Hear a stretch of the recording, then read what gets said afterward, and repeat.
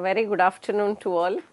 I, Professor Anuradha Jain, Professor of Economics at Vivekananda Institute of Professional Studies, will be discussing on the topic investment today. Investment is a very important factor on which the entire growth of the economy depends. This is the starting point, I should say, for the growth of the economy. Now, what is an investment? An investment is an asset or item accrued with the goal of generating income or recognition. In an economic outlook, an investment is the purchase of goods that are not consumed today but are used in the future to generate wealth, to generate income. In finance, an investment is a financial asset bought with the idea that the asset will provide income further or will later be sold at a higher price for making profit or for generating income. Investment links the present to the future because today's present or today's investment will be deciding factor for the income in the future. So that means your standard of living, your growth of the economy in future will depends upon the level of investment today. And therefore, we can say that investment links the present to the future.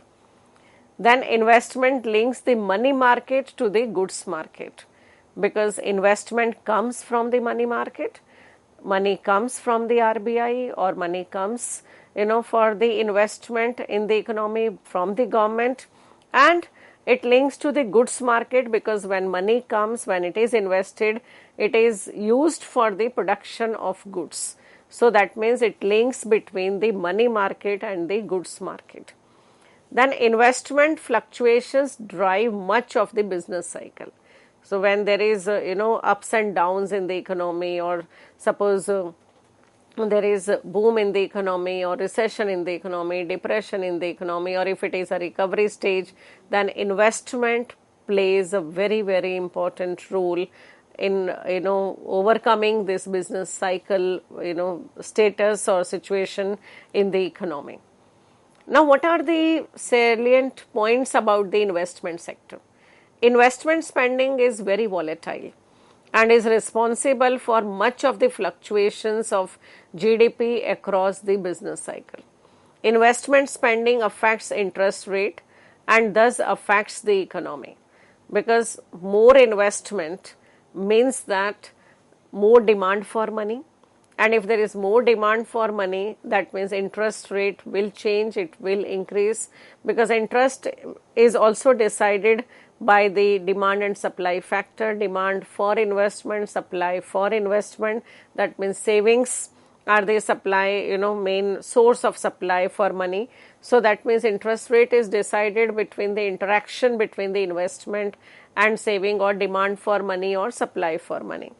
Now on the supply side, investment over long periods determine the size of the stock of the capital and helps determining the long run growth of the economy. Businesses and consumers demand a stock of capital in the form of machines and or maybe in the form of houses, like we spend money, we invest money in purchasing our houses. So stock of capital refers to a fixed quantity of capital at a point of time. So it is a stock concept, it is not a flow concept, capital. When the demand exceeds the existing stock, a flow of investment in the form of new machines or new home construction starts to fill the gap between the demand and the stock of the capital. So flow of investment refers to changing investment over a period of time. Now firms use capital along with labor to produce goods and services because there are four factors of production. As you all know, capital is the main factor, then there is labor, land and entrepreneur, and all these four are required or are mandatory for the process of production to take place. Since the goal of a firm is to maximize profit, firms have to balance the contribution that more capital makes to their revenues against the cost of using more capital, because the main objective of any entrepreneur or for investor is to make profit. So therefore, he would try to see that revenue generated by investment or by spending that money on capital should be more than the cost of using that capital. The marginal product of capital is the increase in output produced by using one more unit of capital in production. The rental or the cost of capital is the cost of using one more unit of capital in the production. Now, as long as the value of the marginal product of capital is above the rental cost, it pays the firm to add to its capital, because that will lead to making profit, okay, of that investor. So thus the firm will keep investing until the value of output produced by adding one more unit of capital is equal to the cost of using that capital. That means the rental cost of capital. So firms desire to add capital until the marginal return of the last unit added drops to the rental cost of the capital. The firm finances the purchase of capital at the interest rate of I, suppose, and in the presence of inflation, the nominal dollar value of capital rises over time. The real cost of using capital over a year is the nominal interest rate payment minus the nominal capital gain. Now, since the inflation rate is not known, we use the expected inflation rate as a proxy, because inflation in future we don't know like what will be the rate of inflation. So, we just use the expected inflation rate as a proxy. Now, another factor to be taken into account is the depreciation of capital due to the wear and tear of the capital. Now, how do we calculate this cost, rental cost of capital? Now, assuming the expected rate of inflation is IE and the rate of interest as I, the cost of borrowing is given as the expected real interest rate, that is R, is equal to I minus LE. That means expected rate of inflation, interest rate minus the expected rate of inflation. Now, suppose the capital depreciates at the rate D. So, the rental cost of capital, then it will become RC is equal to I minus LE plus D. That means the interest rate minus the expected rate of inflation and plus the depreciation that takes place of this capital. The high rental cost of capital indicates a high marginal product of capital. Therefore, when rental cost increases from say RC to RC1, then the desired stock of capital increases from an initial amount K to K1. Now, in general, the desired capital stock K star is given as the function of the rental cost of capital RC and the level of output Y. So, that means K star is equal to the function of RC, that means the rental cost of capital and the level of output. Now, what are the effects of fiscal and monetary policy on the desired capital stock? The desired capital stock increases when the expected level of output rises and when the rental cost of capital falls. Why? Because when expected level of output increases and the rental cost goes down, it means that this gap is nothing but the profit of the investor or profit of the entrepreneur. The rental cost of capital falls when the real interest rate and the rate of depreciation falls. Okay, and it rises when the investment tax credit declines. So, that means the rental cost of capital is directly related to the interest rate.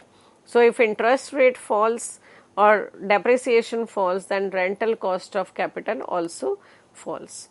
An increase in the corporate tax rate is likely through the equity route to reduce the desired capital stock.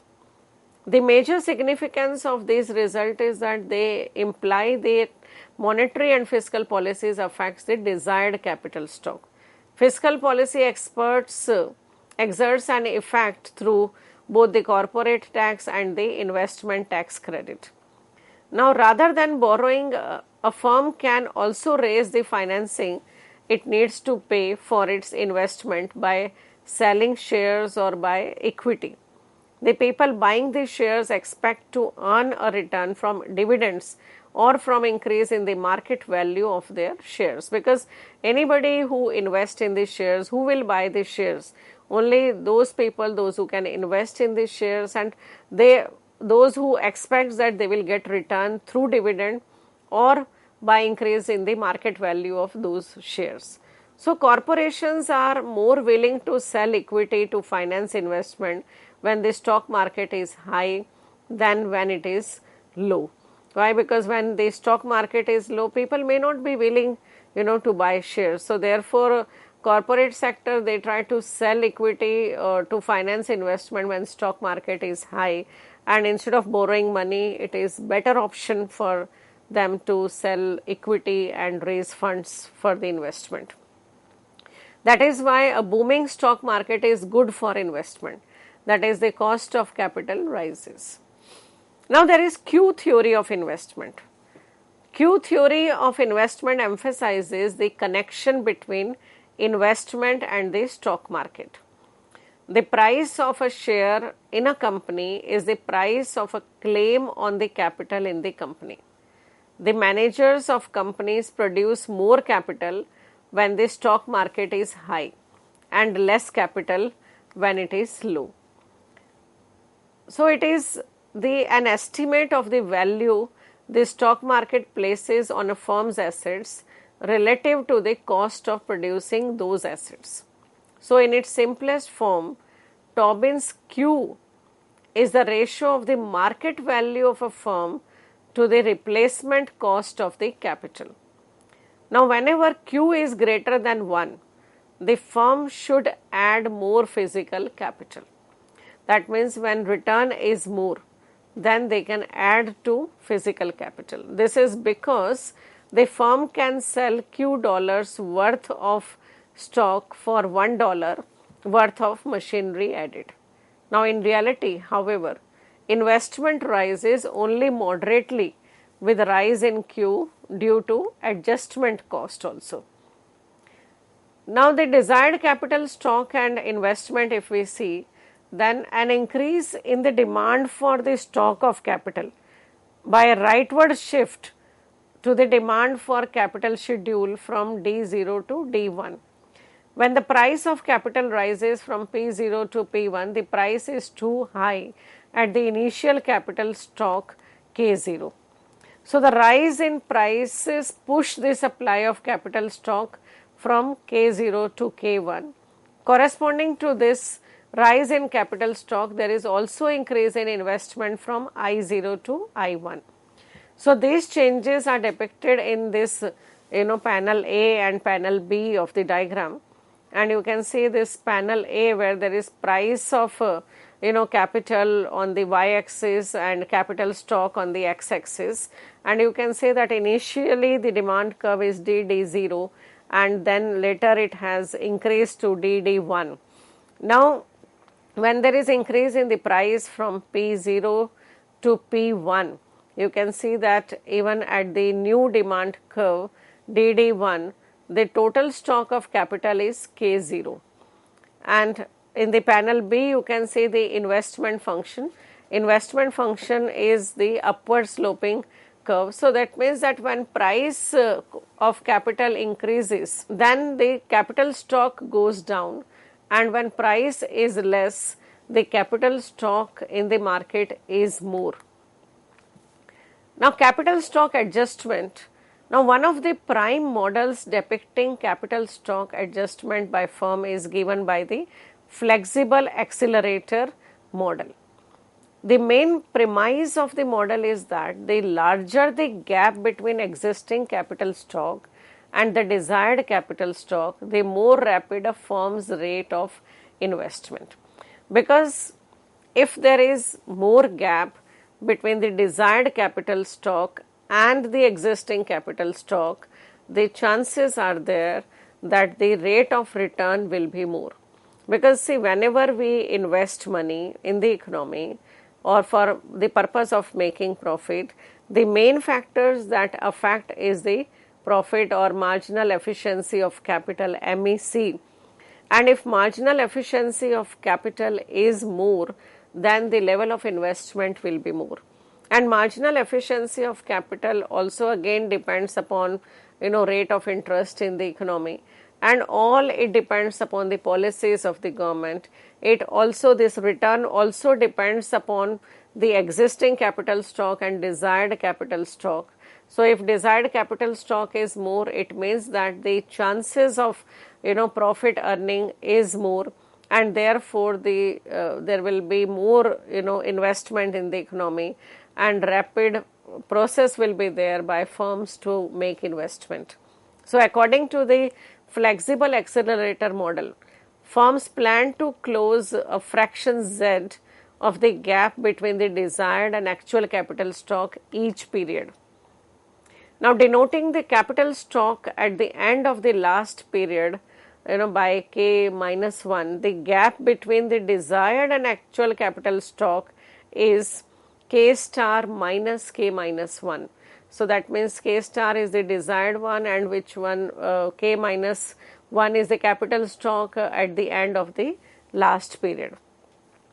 Now, if the firm plans to add a fraction z of the gap between expected capital stock and the capital stock in the previous period, that gives the capital stock in the current period as K0 is equal to K minus 1 plus Z into K star minus K minus 1. So, therefore, to increase capital stock from K minus 1 to K0, the additional investment to be made is given as this, given by this equation. That means investment is equal to Z into K star minus K minus 1. Now, what are the different types of investment in the economy? Now, one investment, you can say that it is usually the largest component of total investment. That means the investment in the business, investment on machineries and all, and it comprises of the total investment made in the corporate sector. Then second is it is the investment made in the real estate. That means household, investment, or investment on residential components, investment on residential, houses. And the demand for the housing stock depends upon the net real return obtained by owning the houses. Okay, then last component is the comprises of relatively smaller proportion of total investment, and it is more volatile, type of investment that exists in the economy. So overall, if we say, to conclude, if I say, then the level of investment plays a very, very important role in the growth of the economy. The investment depends upon the rate of interest, it depends upon policy of the government, whether it be monetary policy, fiscal policy. It depends upon the efficiency, marginal efficiency of the capital. It also depends upon the how much budget we have for investment. Okay, so there are various factors which depends that how much investment we will be doing, or how much investment will take place in the economy. But if there are, business cycles in the economy, if there is recession in the economy, or if there is depression in the economy, then investment play a very, very important role, to bring out from this crisis the economy. So therefore, investment is a very, very important component. Even if we talk about poverty, to remove poverty from the economy, then also to break that vicious circle of poverty, investment is the main factor. Investment is will play a very, very important role, because when we make investment, when we increase investment, then people will get employment in the economy. They will get income if they are getting employed. Through income, they will demand goods. If they will demand goods, then again firms are motivated to invest more. So to break the vicious circle of poverty, investment play a very, very important role. Then there are different types of other types of investment also, like autonomous investment, induced investment. Now autonomous investment is the investment which is not a factor of income, okay, but there are induced investment. which depends upon the level of income, which is a factor of income, which is the other factors also influence the level of investment. Okay, so investment, there are different types of investment, but it plays a very important role in the growth of the economy. Now, if we look at the investment in India, while strong corporate investment in India was a major growth driver since the liberalization of 1991, its growth has been, dismal since the global financial crisis of 2008. Corporate investment as a ratio of GDP declined from 14% in 2009 to about 10% in 2011. Now, since then, corporate investment has weakened in the country, but the number of new corporate investment projects undertaken, completed has declined in India since 2017, which has further dropped after COVID-19, pandemic.